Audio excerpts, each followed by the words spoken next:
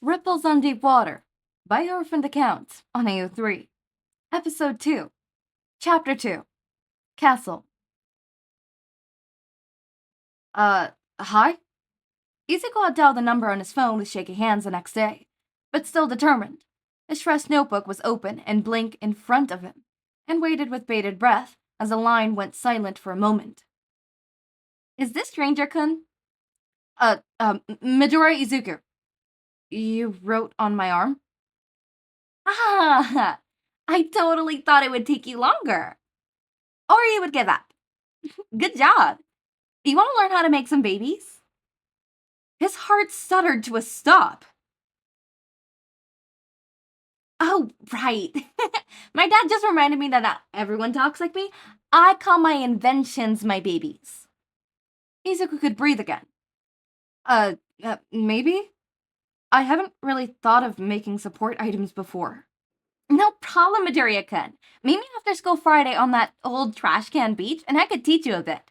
We're gonna be great friends.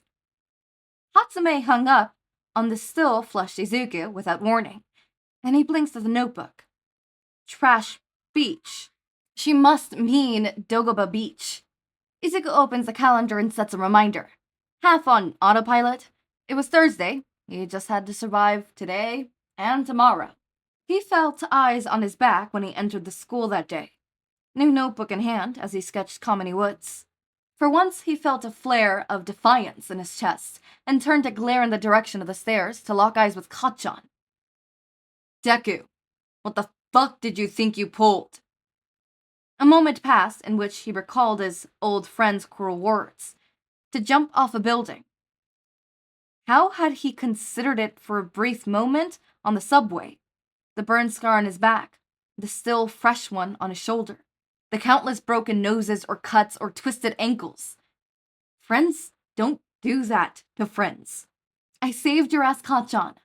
The thing about drowning is that if I didn't let you breathe, you would have died before All Might showed up. So shove your high horse up your ass and leave me the fuck alone. Katsuki stopped dead in his tracks. Hands stilled completely as shock took over his features. Other students, spectating, took a visible step back. Katsuki had almost certainly been expecting a flood of apologies, tears, and probably ego-stroking as he beat Izuku up again. He turned on his heel and walked away before the inevitable explosion could reach him and into his class, taking in the view. Several students were snickering in the corner as they glanced over at Izuku. His eyes were only for his desk. A lone, red spider lily sat on the wood, obvious to the crisis it was causing in Izuku's mind. No.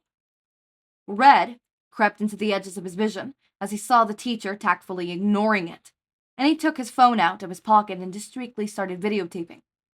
He walked up to the teacher, holding the camera at an angle to catch his face. Oh, Bano-sensei, someone put a red spider lily on my desk. The giggling grew louder, and he ignored it, looking to his teacher expectantly. Your classmates are probably just joking around, Midoriya. Go sit down before I give you detention. He angled his camera to a group full of blown, crackling students before twisting it at his desk again as he approached. Instead of sitting, Izuku snatched the flower up, exiting the room without another word. As soon as he was in the hall, Katsuki was upon him. Deku! He felt a harsh shove to his chest, back hitting the wall, and he grit his teeth when a fist balled up in front of his Gonkaran. What the hell was going through your shitty head when you said that, huh? Izuku met Katsuki's eyes and narrowed his own, speaking with as much venom as he could muster. He said, I don't know what you're talking about. I'm heading to the principal. Katsuki sneered. What you do now, shit nerd? Someone report you for being a worthless piece of shit? No! He raised his hand with a red spider lily in it. Someone left this on my desk, Katsuki. Lovely, isn't it? A very pretty color. The bully stared at the flower. Shock filled across his face. Then he released Izuku's shirt, snatched a flower and exploded it between his palm with a sarcastic sneer, dropping the ashes back into Izuku's hand. Who would even believe you, Deku? Not this school's principal. But Izuku never stopped recording. He ended the video with a tap of his fingers, glaring at his long-time bully, knowing he'll pay dearly for it later. Nobody here, he said simply. Then he shoved Katsuki hard in his chest, sending the significantly taller boy stumbling back before heading back into the classroom, dropping the ash on the floor. When he got home, he was shaking like a leaf. Izuku had no idea where that rush of courage, or stupidity, definitely stupidity, came from, but he definitely paid the price. His hands were bloodied, with minor cuts, and his wrist was spattered, both ankles twisted, and the back of his legs bruised and cut hastily. His arms were peppered with burns, and Izuku was certain his back was the same. Tears came to his eyes, and he practically ran to the bathroom, shutting and locking the door. As they came forth, everyone hated him when he was weak, but they hated him more when he bit back. If you want to be a hero that badly, there's a quick way to do it. Believe that you'll be born with a quirk in your next life and take a swan dive off the roof. It's not bad to dream, but you also have to consider what's realistic. Tears flowed down in silence, the sobs shaking his inky shoulders as he dressed and bandaged the wounds with a practiced hand. He stretched his feet, knowing they'll be sore in the days to come, and wrapped his wrists, hoping it heals fast. Everyone hates him because of a fucking pinky joint. A fucking joint in his toe that ruined his life. Night-Eye doesn't read the future of every villain to win battles good. Meet me after school, Friday, on that old trash beach, and I could teach you a bit. We're gonna be great friends. He wiped his tears. If the world was against him, then he would be fighting harder. Maybe Hatsume would ditch him the moment she found out he was quirkless. But Eraserhead? He looked him in the eye and inadvertently rebuilt his dream. Izuku went to his room and silently thanked whatever dignity was out there that it wasn't his dormant hand that was sprained as he sketched the hero exactly as he'd seen him, exhausted, leaning against the wall of the subway, his dark eyes holding some unnamed intensity. Directly under it, he wrote in small print, Night-Eye doesn't read the future of every villain to win battles.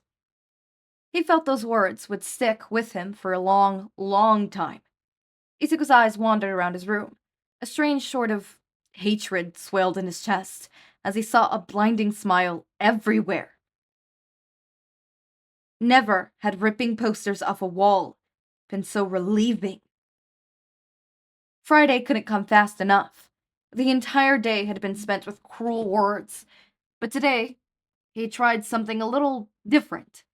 He didn't even acknowledge Katsuki. If anything, that seemed to disturb the bully more than Izuku snapping back. He notes with no small measure of satisfaction. Of course, he gets trips a lot, and possessively burned, but he made sure his notebooks were hidden and he was safe, only exiting the building with a bruise on his shoulder. Dogaba wasn't far, and his sneakers collected sand in the soles as he walked down the stretch of honestly disgusting beach. Hi, Midoriya-kun! Hatsume appeared from somewhere within a mount, in her arm a broken microwave. She threw that onto the sand next to him, and then ducked down to grab something that looked suspiciously like a car engine, and jumped over to bewildered Izuku, her yellow bright eyes, and manic. He noticed the crosshairs. It must be part of her quirk. Hi, Hatsume-chan. Hatsume grinned, dripping the engine towards the microwave. Glad to see ya. Call me Mei. My quirk is zoom, because I could look at things really far away. Helpful for little bits of vocabulary. Still don't expect to get all the finer bits perfect like me when you're making your first baby. He tactfully ignores the word choices as he shuffles his feet. Might as well get over with it. I'm quirkless. A beat, then, that's so cool, Midori-chan! Do you have any idea how rare that is these days? Most people just focus on the things that would help their quirk, but you could look and think what would help everyone. He blinked, This was a dream, right? Her excited face told a different story. I'm gonna be a support designer. Like Powerloader. I'll sell my support items to big heroes and make bank. Izuku just stares, almost missing the next words. What do you want to do, Midori-chan? His foot scuffles the scan, skipping up a bit as he looks at them. I'm gonna be a hero. I think underground. Her eyes lit up even more. Really? You'll need support items then. If you work with me and sell some support items to the underground community, I could hook you up with some of my babies for free. Okay. Izuku nods, allowing a tiny smile. You can call me Izuku. Mei drags him to the trash piles, showing him which kind of things were salvageable, her energy unbatting as she made him help her drag over an oven. You'll need to build up some muscle, Izuku. Mei says, contemplatively. You look like you got more shaggy bod than a bulky one, but that can work. She spent the rest of the day sitting in the sand with him, taking simple machinery apart and guiding him to put it back together. As the sun began to set, he smiled widely as the assembled, theoretically functionable microwave, and Mei laughed, throwing her hand back, and the drying sun glinting on her goggles. Not bad, Izuku. Text if you want to do this again.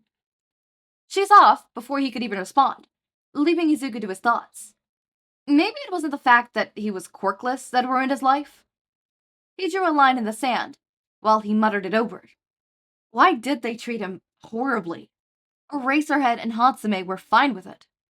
A bystander was the control, someone who had no idea he was quirkless. He spoke to them, and they talked cheerfully back. Telling people he was quirkless was the constant, the thing that didn't change. So what was the variable? What separated Mei from Katsuki? What made an entire school hate him, but Mei want to be his friend? He traced us and them in the sand, on either side of the line. What was the line? Where did it blur? What was the variable? Katsuki in the school and his mom. Them. Mei and Eraserhead. And Izuku. Us. It's not a bad dream, but you also have to consider what's realistic. Everyone always agreed with All Might. He was one of them. The world was them. His fingers dug into the sand, bawling and watching the grains fall through. It was Izuku versus the world, really. So what if All Might was one of them? He'll just fight harder. Everyone pushed Izuku around constantly. It was about time he pushed back. Okay, I loved this chapter. So after reading this chapter, I 100% know that I have not read this because I would have definitely remembered the whole us and them, right? Mainly because I would remember, right? I kind of have that type of memory where it's like, oh yes, I vaguely remember. Even when I'm rereading fics that I've completely forgot I've read, I simply was like, oh my god, as I'm reading this, I'm starting to remember a bit. You know, kind of situations where it's like, oh, I kind of remember this. Okay. I don't fully remember it, but like, as I read it, that one memory like unlocks. And it's like, oh, I remember this part, right? Kind of situation, you know? Especially big moments like that. Specifically big moments like that. It's why I could tell in chapter 1 or chapter 2 if I read a fic or not, right? Chapter 1 seemed super similar. So either I have read chapter 1 and I just didn't read ahead and I decided that I was going to podfic it and then saved it. Because again, I just have that one there. Or 2, a lot of other fics had similar concepts and this one differs, obviously, but it had similar concepts, and that's why I remember it, kind of situation. So, alright. Chapter 3 is called Gasoline. Summary. Izuku's good at support, and is also high-key a hobo.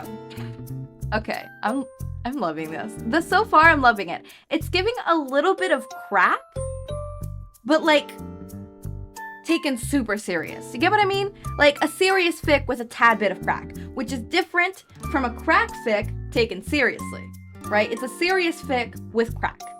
There's a difference. There's a high difference. And that crack is Mei. Mei's the difference. She's the crack. Slow burn, underground. Yeah, okay. For the want of a nail. For the want of a nail? For the want of a nail? Was it, well, hold up, the concept of the number thingy was was it in one of the for the want of a nail? Because I remember that so vividly. I'm telling you, I read that. I'm like, hold up, have I read this before? Is it kind of like that? Is it like a fic that's, what's it called? Not based, but inspired by? Maybe. Oh, every chapter is named by a song name? Gasoline by Hasey? Oh, this is gonna be good then. This is about to slap ass. You know when a fic has either has song lyrics in it, or the chapter names is song lyrics, or the actual fic itself is named after lyrics, it's gonna slap. I actually have a fic where the title is a song name, which is, again, if the title is a song name, it's gonna slap. If the chapters are song names or lyrics, it's gonna slap. And if the fic has lyrics throughout, it's gonna slap. My fic, both the title and chapter titles are song names, and throughout the whole fic, there's lyrics. Do I say it slaps? I don't know. I don't know. It's my little trauma baby. It's my therapy fic, okay? I dumped my shit on there. Like, that fic is super, it's not fluffy at all. Anyways, I'm gonna have fun with this fic. I'm gonna be honest with you. I'm gonna have fun with this fic. I want to comment on something that I forgot to comment yesterday's episode, or yesterday's chapter. Aizawa, instead of saying, you can be a hero when you're quirkless, right? Like, you could still be a hero even though you're quirkless, right? Because, like, do not get me wrong, that would be impactful for Izuku to finally hear the words, you can be a hero even though you're quirkless. I think it's more impactful to say, hey, this hero doesn't always fight with their quirk. They fight quirkless. Instead of saying, you can be, it's, look, people have done it before you. You can do it. It's not only saying you can do it, it is showing factual evidence. Factual evidence that you can't just say, oh, well, maybe I can't. It's like, oh, you know, you say I can, but what if I can't? It is literal factual evidence, you know? It is hard, concrete proof that Izuku can be a hero because Night Eye fights quirkless. Obviously not the whole time, but like he sometimes has to fight quirkless, right? And he does it, right? He could also say that he has to fight quirkless from time to time, especially against mutant quirks, right? But like, it is that I loved absolutely so much. I loved it. Do not get me wrong, there is no easy way to break it, like to make someone believe it. As much as you tell someone something, the only way they believe it is for them to open it up to their hearts. You can word it and phrase it and set it up for it to be more susceptible, but in the end, it is completely up to the person to 100% believe it or not. You could tell someone I love you, but no matter what, it is up to them to believe it. Now, if you prove via actions, it is more easy for the other person to believe that I love you. But again, no matter, you could be the most loving person. I mean, gifts, all the types of loves, all the 5 language of loves, you could be doing them 24/7 with that person. You could be showing your undivided love, unconditional love. It would be undisputable. But if the other person does not believe that they are lovable, they will not believe that you love them.